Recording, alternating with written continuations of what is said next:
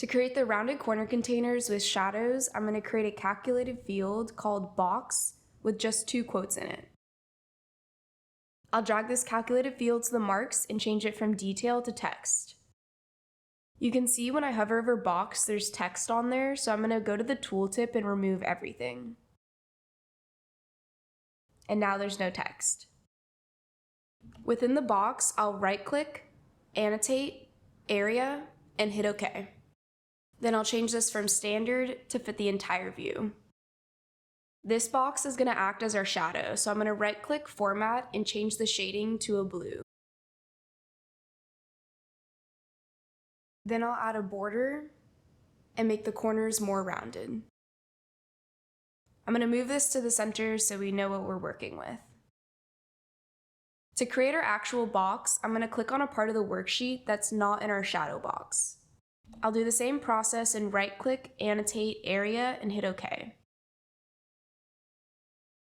I'll right-click and format on our new box, and since this is our actual box, I'm going to change the shading to a lighter blue than our shadow. Then I'll add a border and make the corners more rounded. I'm going to drag this on top of our shadow box so we can create that shadow effect.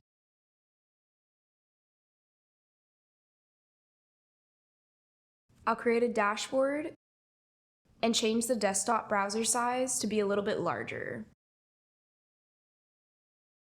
Then I'll drag our background sheet onto our dashboard.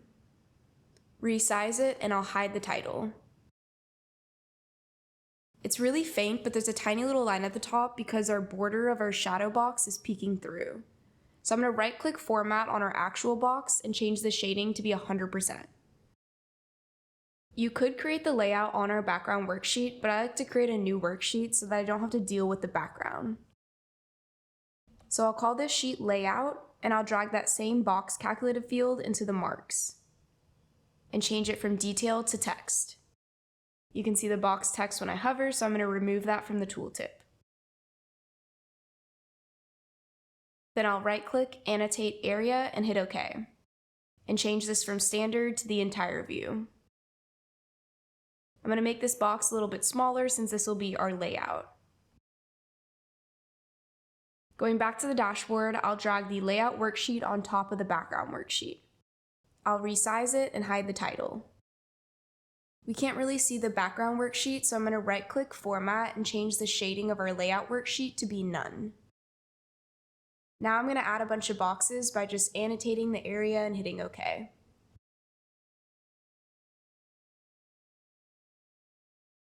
Then I'll resize these boxes to create the design I want for the layout.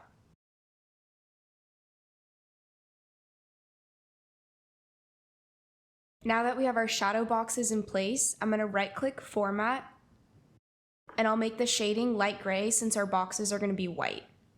Then I'll add a border and make the corners more rounded. And I'll do this for each one of our boxes. Because this process can take a bit of time, once I finalize the layout, I like to save the workbook as a template. This way, next time, I can just duplicate the template workbook and adjust the boxes around for a new layout, while it still keeps the design intact. Now that I have all my shadows in place, I'm going to right-click, annotate area, and hit OK again. And I'll move this box on top of one of my shadow boxes. Since these are going to be the actual box, I'm going to make the shading 100% white, give it a border, and make the corners more rounded. So now you can see how it gives it that shadow effect, and you can move the boxes around to give it more or less of a shadow. So I'm going to do this for all the other boxes and just right-click, annotate area, then hit OK. I'll make the shading white and change all the other settings. And once my layout is complete, this is where I would typically save this as a template workbook, which I'll link below.